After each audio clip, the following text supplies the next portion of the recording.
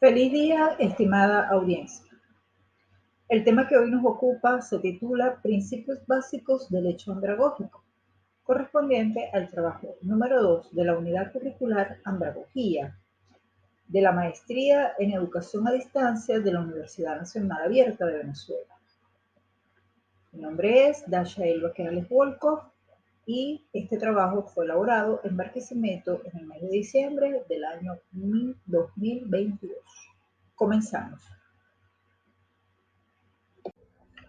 Los contenidos a abordar en este trabajo son una introducción, los principios de andragogía, primera parte, los principios de andragogía, segunda parte, el rol del participante en el proceso de aprendizaje, el rol del facilitador en el proceso andragógico, la evaluación en la educación del adulto, las conclusiones y las referencias documentales. En este trabajo será una breve introducción sobre los aspectos vinculados a la andragogía, la cual permite orientar el modo como los adultos construyen sus procesos de aprendizaje y a todos los factores asociados con ellos, ambientes, formas y las temáticas referidas a la educación vinculadas al complejo mundo de hoy. Desde una visión humanista de la educación, la andragogía posibilita ver a las personas que aprenden como seres humanos multidimensionales, integrales, que requieren de ambientes y oportunidades para crecer en todos los sentidos posibles. En base a lo opuesto, en esta presentación se sintetizan y exponen los principios del hecho andragógico, el rol del aprendiz, del facilitador y la evaluación en la educación de adultos. Son 6 los principios de la andragogía. El primero de ellos es el aprendizaje autodirigido, donde cada adulto es responsable de su proceso de aprendizaje y de su transformación personal. El adulto aprendiz asume por sí mismo nuevas oportunidades de crecimiento cognitivo, psicológico, emocional y axiológico, acompañado por el docente facilitador.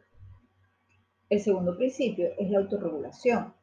Implica que cada persona puede y debe dirigir su propia conducta al formular sus metas y asumir sus acciones, que evaluará de manera permanente, según sus efectos. El tercer principio lo representa el aprendizaje compartido, que es el encuentro cara a cara, a la conformación y sostenimiento de pequeños grupos dados a la confrontación permanente. El cuarto principio es de horizontalidad, que se da a todos los presentes las mismas posibilidades de acción, respetando la libertad de pensamiento y de palabra. El equipo puede crear la energía adecuada para aportar significativamente y de modo provechoso en los aprendizajes colectivos y personales.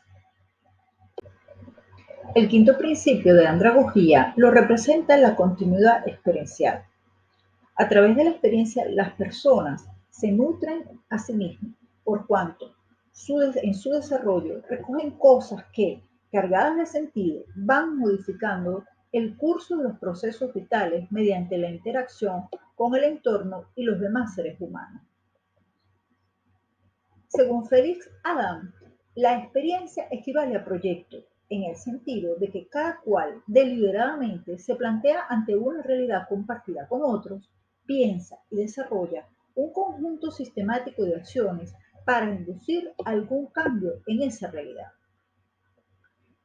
El último principio se corresponde con la sinergia, que representa la búsqueda de consenso entre las personas con el fin de asumir metas y objetivos que satisfagan a todos.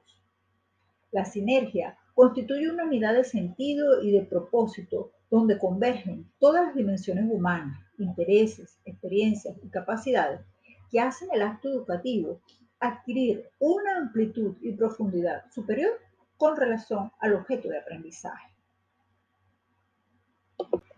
La sistematización de principios orientadores de la experiencia formativa que hemos descrito, la autodirección, la autorregulación, horizontalidad, sinergia y continuidad experiencial constituyen pautas muy valiosas tanto para el estudio como para optimizar las experiencias andragógicas propiamente dichas.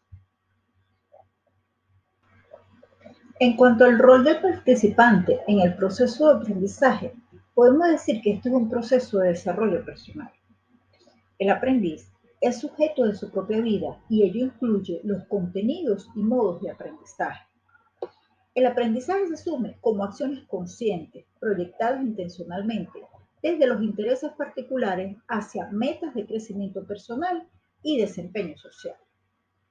La experiencia se va concatenando y, mediante un análisis crítico permanente, se cargan de sentido, resignificando el curso de los procesos vitales. Cada quien es responsable de sus acciones y de cómo inciden estas en las demás personas. Hablamos de autodirección y autorregulación. Se asume un conocimiento profundo de sí mismo, de las propias fortalezas, debilidades y potencialidades, el autoconcepto, en donde se internaliza en la corriente de la vida cotidiana y en la construcción de proyectos vitales. La ejercitación permanente de esquemas de acción, reflexión, formas afectivas y valoración propicias para el crecimiento armónico del ser humano favorece ciertas conexiones entre redes neuronales, sinapsis, que tienden a fortalecer la aparición de patrones psíquicos que propician la generación de representaciones del mundo según nuestras motivaciones y compromisos. Con respecto al rol del facilitador en el proceso de aprendizaje, ¿cómo ha de ser un educador desde la andragogía? Sus cualidades tienen un carácter referencial y que se deben tener en cuenta por los educadores como propuesta de trabajo y de vida. Un educador andragogo es una persona con muchas ganas de aprender de otros y de sí mismo. Ello implica que debe desarrollar habilidades para buscar la información oportuna, pero también para socializar y fraternizar con otros seres humanos, para lo cual tiene que desarrollar su honestidad y su sentido de transparencia. Tiene un papel fundamental en la creación del nosotros en el grupo, en un clima de libertad, respeto, equidad y dignidad.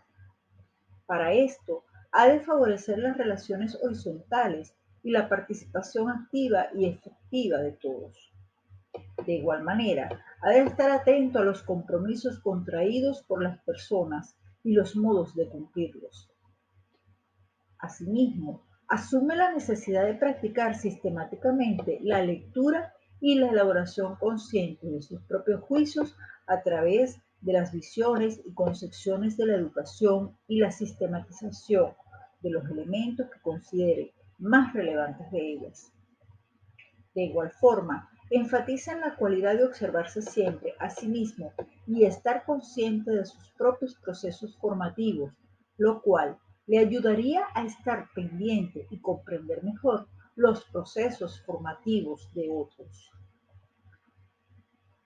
De igual forma, debe desarrollar el hábito de reflexión permanente sobre sí mismo y sobre lo que ocurre en su entorno local, regional, nacional y mundial.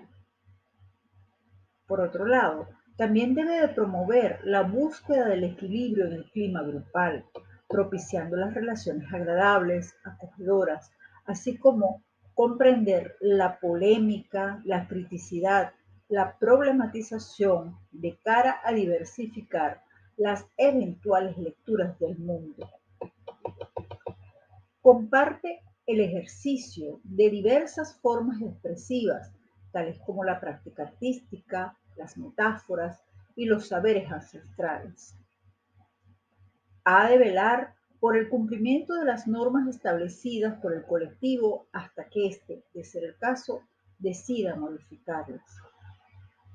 Exhorta a las personas a contar sus historias y que sean escuchadas, y extraerá de todas ellas enseñanzas y esquemas de acción futuras.